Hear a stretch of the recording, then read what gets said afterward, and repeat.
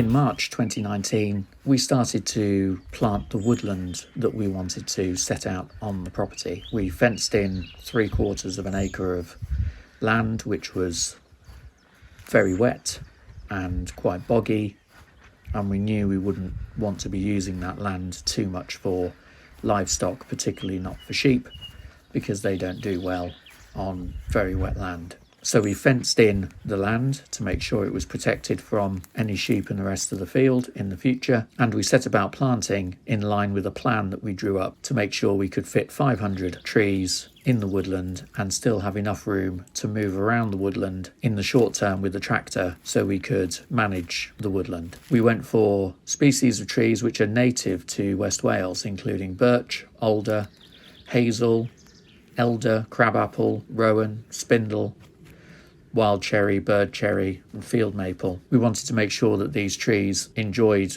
wet ground and would prosper. And here we are 4 years later, and you can see how the trees are getting on. So this is first week of May, and we planted these in about March 19.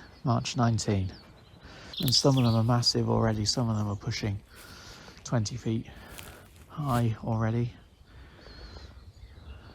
And they're all water-loving trees, which is good because this ground is damp. But it's really starting to fill in a bit like a woodland now. If you have got a spare bit of land and you have the opportunity to plant some trees, there's about 500 in here. And it really is worth doing.